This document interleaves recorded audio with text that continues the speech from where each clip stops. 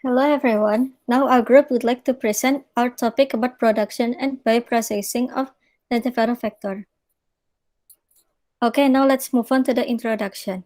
First, I'm gonna explain about lentivirus. Lentiviruses comes from RNA viruses that utilize reverse transcriptase enzymes. It leads to the transform of viral RNA to become cDNA that can be integrated to the host genome. And there's a lentiviral vector, and we will refer it as LV. The transformation to become viral vector centers around engineered plasmid that would allow the packaging cell line to produce the viral vectors. Lentiviral vectors usually used for clinical purposes, for gene therapy, vaccine delivery, etc. The purposes of this paper is to describe status quo of the production and bioprocessing methods of LV. Okay, so now we're gonna explain about the upstream process. Next. So the most important thing in the LV production is the PCL or the packaging cell line. So the packaging cell line is needed because virus cannot reproduce themselves. They need a living cell to do that.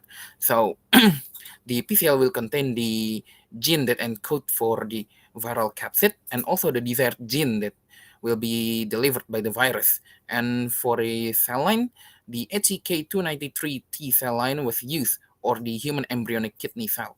So next.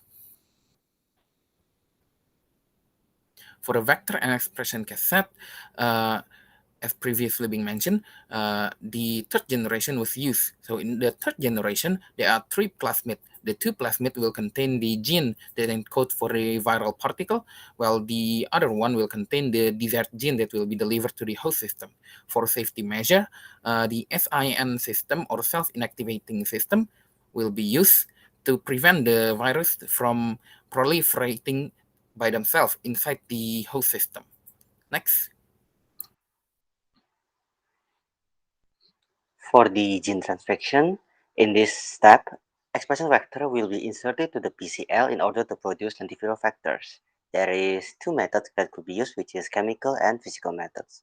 For chemical, calcium phosphate precipitation and polyethylenamine or PAE mediated gene transfection could be used. For physical, electroporation is the most commonly used. Next. For the packaging cell line expansion, this is very important as all methods will fail unless there are adequate amounts of cells. This is commonly done by increasing the surface area of the culture medium. Depending on the type of cells, there is two types of reactor that could be used. For adherent cells, fixed bed iCellus 500 able to obtain 9.27 times 10 to the power of 8 viral particle and titer of 3.63 times 10 to the power of 5 Tu per centimeter square. For suspension cell, stirred tank CF2000 bioreactor results in the production of 3.5 times 10 to the power of 11 Tu with total productivity of 2.03 times 10 to the power of 11 Tu per milliliter. Next. And now the last part, the downstream process.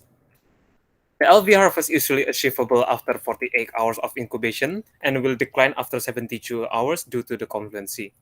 The common issues here are include small windows between the harvesting and the heterologous population. The solution for the heterologous population is to establish a stable cell line packaging, which will simplify the process by reducing the contaminant load from the residual plasmid. But until now, there are no reliable solution for the small window problem. The aim of the qualification and purification is to separate the viral particles, as the name implies. The centrifugation for large-scale production is best avoided in order to reduce the cost, and instead use the microfiltration with pore size between 0.45 until 0.2 micrometer. For further purification, chromatography and tangential flow filtration were often used. And for chromatography, you can use anion exchange chromatography and affinity chromatography. Now for polishing, size exclusion chromatography can be used to recover 70% of the pure viral particle with 90% purity, and to preserve to preserve to preserve flash freeze at minus 80 degrees Celsius with cryoprotectant formulation. Lyophilization can also be used, resulting in LV survival for at least 4 weeks in 37 degrees Celsius. So the conclusion here are the some protocols still need to be resolved. And until now, only human embryonic Sydney cell that is reliable for LV production, and the transfection methods still need to be assessed to find cheap alternative and to maintain low toxicity. And here are the references, and thank you.